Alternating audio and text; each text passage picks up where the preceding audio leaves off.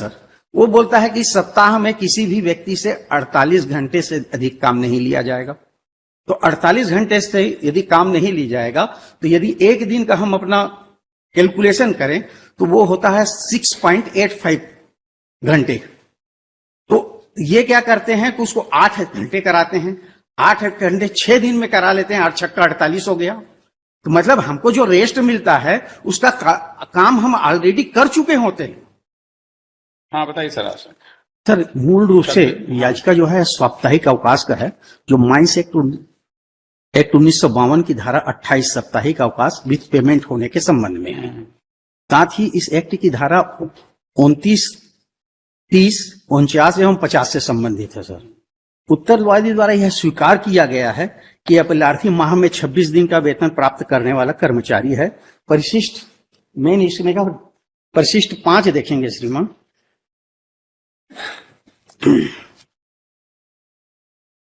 उपरोक्त विषयांतर्गत आपका पत्र दिनांक 19/3/9 इस कार्यालय को प्राप्त हुआ, जिसके तहत जांच उपरांत पाया गया कि आप माह में 26 दिन के वेतन भुगतान प्राप्त करने वाले कर्मचारी हैं।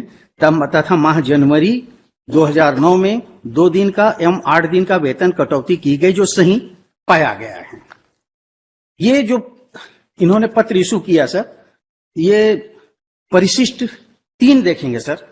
इसमें क्या हुआ था कि स्ट्राइक में है कह के हमारा 2 दिन का पेमेंट काट दिया था और 8 दिन का पेनाल्टी काट दिया था। उसी के कैलकुलेशंस की बात है सर। यह कि माह जनवरी का मुझे वेतन पर्ची प्राप्त हुआ, जिसमें उसमें मेरे वेतन से 2 दिन की कटौती की गई है। मैं अनुपस्थित था यह कि मेरा बेसिक वेतन 12,054 है और 2 दिन का वेतन 12,054 डिवाइडेड बाई 30 तो 401 रुपए 80 पैसा होता है। तो 803 रुपए 60 पैसे कटना होता है। मेरे बेसिक 12,054 803 रुपए घटाने पर मेरा बेसिक 11,250 रुपए होना चाहिए, किंतु मेरे पेमेंट पर्ची में मेरा बेसिक 11,126 रुपए दिया गया है। इस प्रकार गलत ढंग से गणना की गई है। से थर्ड पोर्शन में सर यह कि प्रबंधन तंत्र को यह मानकर कि मैं हड़ताल में था, मेरे वेतन से 8 दिन का वेतन भी अलग से काटा गया, इसे भी गलत ढंग से काटा गया। मेरा वेतन बेसिक एसडीए वीडीए मूल रूप से 12,054, 216.37, 6,111.37 टोटल होता है 18,381.74 रुपए। इस प्रकार से 18,381.74 डिवाइडेड बाई 30 करने पे 612 रुपए 72 पैसे आता है। इसका 8 दिन का यदि वेतन भी कटौती किया गया है तो 4,901 रुपए 79 रुपए होता है, किंतु मेरे पेमेंट से 5,656 रुपए की कटौती की गई। ये हमने उनको पत्र लिखा था कि आपने क्या नाम से जो काटा है वो गलत काटा है। तो उसके आधार पे ही इन्होंने क्या नाम से परिशिष्ट 5 कही कि आप माह में 26 दिन का वेतन प्राप्त करने वाले कर्मचारी।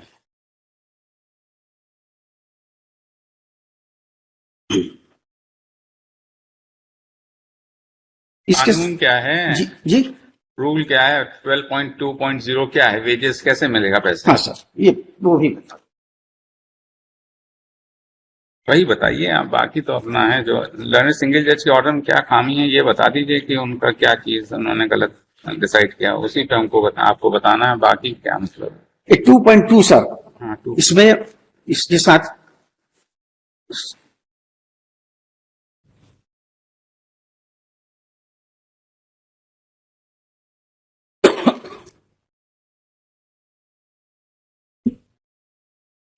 मैं इस किताब से बोल देता हूं सर, किताब में भी लगा हुआ है। हाँ बता दीजिए, ऑर्डर में भी कोटेड है जी।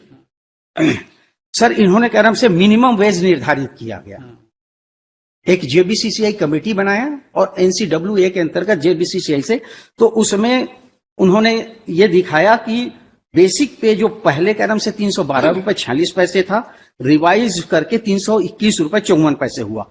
इसी को मंथली में कन्वर्ट करके वो बोलते हैं कि जो पहले 5,550 रुपए था वो 8,360, और इसका जो टोटल है सर वीडीए अगर जो सब मिला करके वो टोटल होता है सर मैं जो रिवाइज हुआ उसी को बोल देता हूं। 359.46 एक दिन का और 9,346 रुपए 6 पैसे का। इसको क्या नाम से मल्टीप्लिकेशन करेंगे सर तो 26 दिन में ही महीने का वेतन बनता है।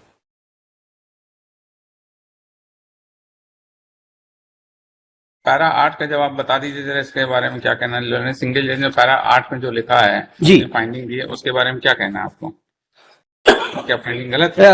ऑर्डर के पैरा इम्प्यून ऑर्डर के पैरा 8 में, इम्प्यून ऑर्डर की पैरा 8 में देखिए ये इन्होंने क्या नाम से जो रिप्लाई इन्होंने दिया था, सप्लीमेंट्री जो रिप्लाई दिया उसमें टोटल चेंज कर दिया।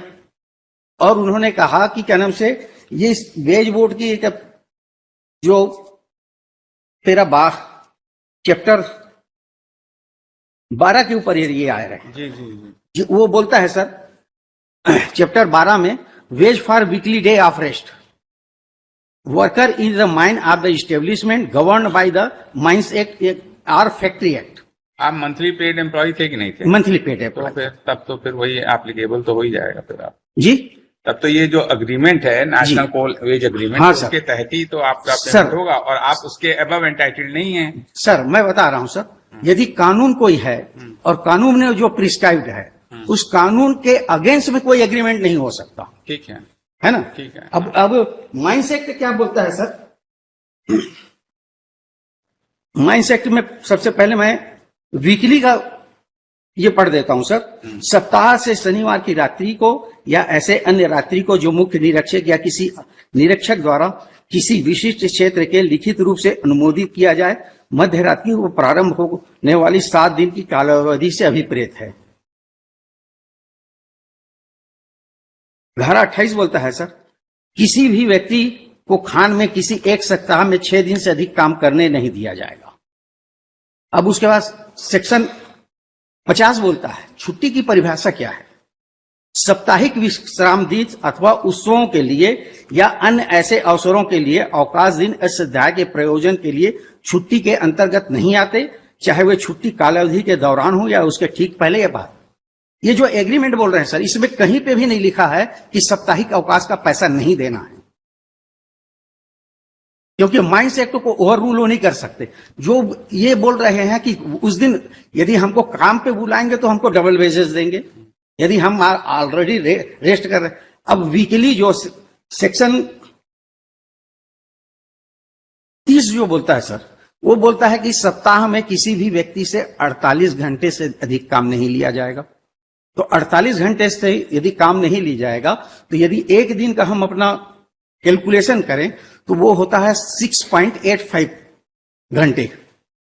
तो ये क्या करते हैं कि उसको 8 घंटे कराते हैं, 8 घंटे 6 दिन में करा लेते हैं, 8 छक्का 48 हो गया। तो मतलब हमको जो रेस्ट मिलता है उसका काम हम ऑलरेडी कर चुके होते हैं और इन्होंने इसको गलत। Yes, what you have to say, Mr. My lord. What you have to say? My lord, applicant is Right. as per the national. No, what he is arguing, reply to that the provision which he is hammering कि हमको जो छुट्टी का अवकाश देते हैं उसके पहले ही वो काम करा लेते हैं, तो उसका पेमेंट क्यों ना दिया जाए? This is what his argument is. In argument, first time he is taking this. For first time, he has not 6 taken. hours, 51 minutes. The first time he is taking. Has he not pleaded before the writ court? Sir लिखित में पहले भी दे चुके हैं। नहीं, writ court में आपने ये पॉइंट उठाया था? यस सर, उठाया था। कहाँ है? Where is that? Where is that? Where is the? Sir, was the- आपकी प्लीडिंग्स कहाँ है? आपकी प्लीडिंग्स कहाँ है जी। ये इस बात? Hours the नहीं. जी जी सर। इसकी प्लीडिंग्स कहाँ है? इसका आपने वो कहाँ लिख रखा है? गवर्नमेंट कहाँ रखा है मिस्टर सीमा हैं? रिजाइंडर में करा दिए थे। तो रिजॉइंडर में थोड़ी ना होता है सर, रिजॉइंडर से थोड़ी ना होगा। तो अपनी प्लीडिंग तभी तो उनका रिप्लाई आएगा ना। हाँ सर, प्रारंभिक आपत्ति था और क्या नाम से रिजाइंडर था सर। ये पेज नंबर 4 का सर।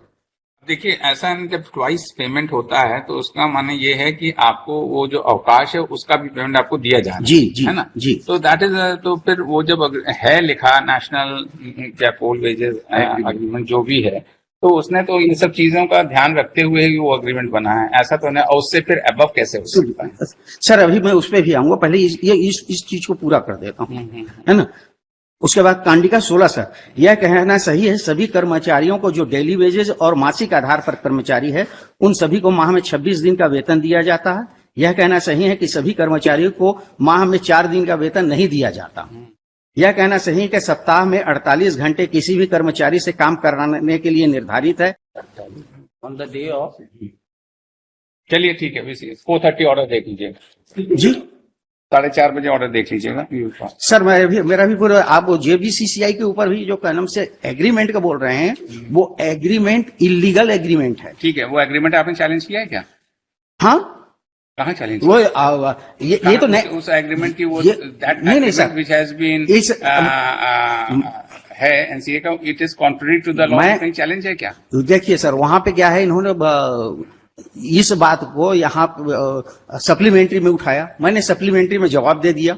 उस जवाब में मैंने कलम से लिखा कि कलम से ये कलम से वैध एग्रीमेंट नहीं है, और जिनसे एग्रीमेंट किया है वो नॉन जुरिडिक्स पर्सन है सर। मैं वोट करना चाहूंगा सर। हाँ, 1993 एससीसी नागपुर पैरा 5 नोट कर लेना भाई। ठीक, का पैराग्राफ 5 सर, पैरा 5। हाँ, कहाँ है वो ऑर्डर?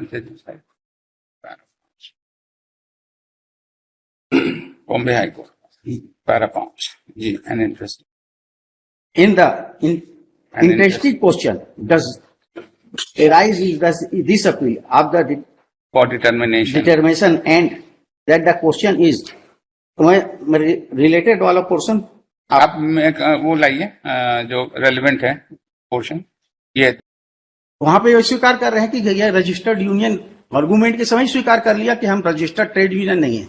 इनका जो कहना से जो बीसीसीआई जो बोल रहे हैं जिसके ऊपर ये पूरा जोर दे रहे हैं सर, इसमें यही फेडरेशन लोग हैं और ये कोई भी रजिस्टर्ड नहीं है। और यदि मान लो कोई एग्रीमेंट होता है सर, इंडस्ट्रियल डिस्प्यूट यदि कोई आता है, क्योंकि इन्होंने मामला क्या नाम से उठाया वो सप्लीमेंट्री इसमें उठाया, इसके पहले उन्होंने नहीं उठाया था, इसलिए हम उस बात को क्या नाम से इसमें लिए नहीं थे। लेकिन सप्लीमेंट्री जब रिप्लाई दिया तो हमने उठाया और तर्क में भी उठाया, वो चीज एंट्री नहीं हुआ है। तो ये जो एग्रीमेंट है ये यदि मान लो आईडी एक्ट सेक्शन 18 के अंतर्गत होता तो एक सुलह अधिकारी होता, यहाँ पे सुलह अधिकारी नहीं था। यदि सेक्शन P2 के अंतर्गत होता तो वहां पर भी क्या नाम से यूनियन बाहर है। फिर यदि सेक्शन 2 देखेंगे सर, तो यहां पे यदि ये एग्रीमेंट होता दो पक्षों के बीच में, और ये जो बोल रहे हैं कि ये जो है विदाउट भारत सरकार के नोटिफिकेशन के हुआ, ये अपने से जेबीसीसीआई बना लिए और अपने से कर लिया, कोई अप्रूवल नहीं। यदि ये अप्रूवल रहता आईडी एक्ट के अंतर्गत यदि समझौता होता तो सेक्शन 17 देखेंगे सर, सेक्शन 17 जो है, तो ये कोई भी एग्रीमेंट होगा तो वो नोटिफाई होगा राजपत्र में। ये जो है कहीं पर भी कोई नोटिफिकेशन इसका नहीं है। यदि नोटिफिकेशन अभी इसके इन्होंने अपने प्रम्बल में लिखा सर कि हम ये जो एग्रीमेंट कर रहे हैं ये 15 केवल डेट दे रहे हैं, कोई लेटर कोई नोटिफिकेशन कुछ नहीं है। ये लिख रहे हैं 15 अगस्त 1967। इसके पहले इन्होंने अपने पहली बार इन्होंने इस चीज को रेस किया था अपने। अब ये जो चीजें आप बहस कर रहे हैं ये रेड कोर्ट में तो बहस हुई नहीं, ये तो फॉर द फर्स्ट टाइम वहां पे देखिए ऑनलाइन हुआ था और वहां पे प्रॉपर बहस नहीं। तो ऑनलाइन हुआ था या ऑफलाइन हुआ था इसका तो हमें नहीं है ना। कोरोना के समय हमारे सामने तो जो सिंगल जज ने लिख के दिया है उसी की हम को टेस्ट कर सकते हैं। नहीं, अब आप ये कह रहे हैं कि ये सब चीजें तो ऑर्डर में है नहीं, तो अगर ज्यादा से ज्यादा तो you can file a review petition if you want, if there were on record and that was not considered, तो यू शुड आपको रिव्यू पिटीशन फाइल करिए अगर आपको इस तरह की बात है। वो तो नहीं, जो भी ये कह रहे हैं ये सब चीजें for the first time argument कर रहे हैं, तो उस पर तो कोई फाइंडिंग है नहीं। तो उन्होंने तो बस लिख दिया कि नेशनल कोल एग्रीमेंट के तहत इनका केस नहीं बनता है। तो that is what now he saying that national coal agreement वो कॉन्ट्ररी टू लॉ है। तो वो सब तो कुछ इन्होंने चैलेंज नहीं किया वहां पर, उस पर कोई फाइंडिंग नहीं था। How can we entertain all these things? Mister Saraf, if you अगर आप चाहें तो अगर देखिए आप उसमें रिव्यू फाइल कर लीजिए, क्योंकि देखिए ये सब चीजें जो आप बहस कर रहे हैं वो जरूर आप कह रहे हैं कि इन्होंने सप्लीमेंट्री में लाया और आपने उसको उस तरह से जी। रिजॉइंडर दिया और आप यहाँ हमारे सामने for the first time. Learned single जज का कोई भी फाइंडिंग इस बाबत नहीं है। उन्होंने the plain and simple national सर कोल अब एग्रीमेंट के तहत ऐसा है सर, ऑर्डर उन्होंने किया है हाँ, हाँ। ना रिजर्व करके। मैंने रिटर्न मैं यहाँ पे रिटर्न जो दिया हूँ, मैं इसके साथ में जो अटैच किया हूँ सर, क्या रिटर्न आपने दिया? रिटर्न क्या दिया आपने? हाँ ये रीट अपील में है। रिट अपील दीजिए, रीट अपील के पेज नंबर 15, प्रारंभिक सप्लीमेंट्री रिप्लाई। सप्लीमेंट्री इसके साथ में हमने रिटर्न भी दिया था। उसको कहीं पर भी ना तो हमारे सप्लीमेंट्री रिप्लाई का कोई उल्लेख है और ना ही हमारा रिटर्न आर्गूमेंट का उल्लेख है सर। अब यहाँ पे ये कहना बोल रहे हैं कि जो JBCCI है उससे हम समझौता करते हैं, लेकिन श्रम न्यायालय में इन्होंने कदम से हमने बाद में उसको पेश किया था आपत्ति लगने के बाद। तो अब यही है ना कि अगर, इसीलिए मैं आपसे ये कह रहा हूँ ना कि अगर आपका कोई भी कंटेंशन जो था जो रिकॉर्ड पे था and that was not considered by the learned single judge, then you have a remedy that you can file and get the order reviewed. In the light of that, your submissions, he can see to it what if your contention is correct, then he will pass appropriate orders. Otherwise, no. तो आप कहने से उसको ये करने सब paper तो पूरे हैं सर, आप उसको भेज दीजिए। हाँ, नहीं तो हम आप रिव्यू करने के लिए ऑर्डर कर दीजिए। नहीं, अगर आपका कंटेंशन होगा तभी तो हम थोड़ी ना ऑब्जर्व करेंगे कि आप रिव्यू करिए, क्योंकि हमारा लोग का हमारा निवेदन लिख दीजिए सर। हाँ। और रिव्यू कर दीजिए। नहीं तो हम ये लिख देते हैं कि you want to file a review, that is all. Sir वैसे में पूरी प्रक्रिया और पूरा सब फाइल करना पड़ेगा। नहीं, आप सिर्फ रिव्यू फाइल करिए, आप जो भी रिकॉर्ड तो पूरा है ही है। मेरा निवेदन है सर, आप रिमांड कर दीजिए कि एक बार इसको रिव्यू कर लिया जाए। नहीं, हम इस तरह से नहीं करेंगे। It is for you, if you want. मेरा इंटरेस्ट है, मैं तो बोल रहा हूँ सर, ये अधिकानम से अधिक। और देखिए सर, चीज आपका कंटेंशन जो है ये वहाँ कंसिडर नहीं हुआ, ये आप सिंगल जज के ऑर्डर की पूरी तरीके से समीक्षा करने के अधिकारी हैं सर। नहीं, अधिकारी हैं, लेकिन वो बात जो आप कह रहे हैं वो कंसिडर नहीं किया, इसके लिए तो आपके पास एक रेमेडी है। तो सर ये तो सब डॉक्यूमेंट्स इसमें लगे हुए हैं। रिटर्न आर्गूमेंट तक का हमारा कहीं पे उल्लेख नहीं है। रिटर्न आर्गूमेंट में हमने कहा से इसी के आगे में जाएंगे सर, तो रिटर्न आर्गूमेंट भी है हमारा।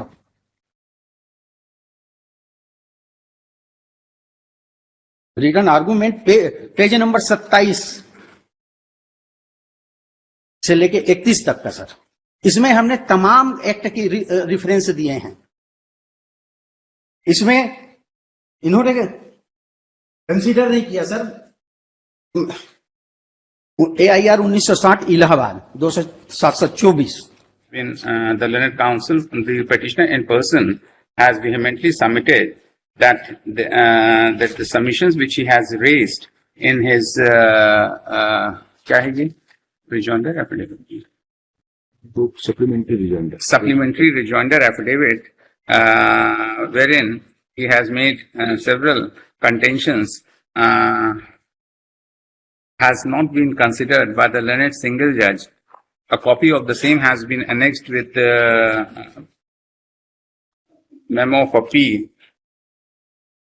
ये 15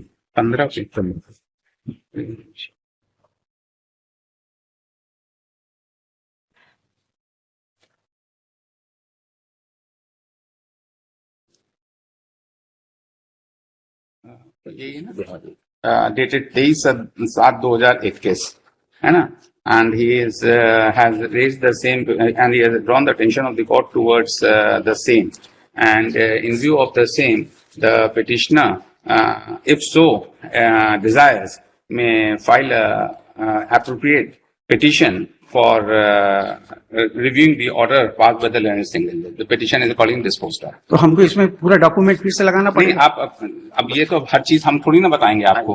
You have to seek a remedy. You go, you have observed that you file है, आप ऑब्जर्व करके हमने इतना ही लिखा दिया है, इस पे आप जाकर करा लीजिए। उसमें नहीं होगा क्योंकि रिव्यू का पिटीशन है और उसी पे आप एक फाइंडिंग ले लीजिए। इफ द जज wants, he will reconsider his order. That is all. हमको रिव्यू फाइल करना पड़ेगा। Yes, हमने कहा if you desire, that is what आपके ऊपर छोड़ा है, that is what. चलिए हमारे ऊपर नहीं डिस्पोज ऑफ हमारे ऊपर मत छोड़िए सर, हमको नहीं तो हम नहीं कर कई सकते बार ना। केस होता है, रिमांड होता है सर। नहीं डिमांड हम नहीं कर सकते, अगर आप करेंगे तो then we will pass orders on merit, that is all. We give you an opportunity that what are you raising a point, it was on the record, the learned single judge did not consider the same, and there is no finding on record.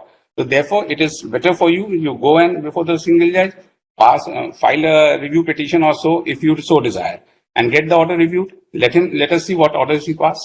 ठीक है ना, that is all. चलिए next case. Item 2, Sri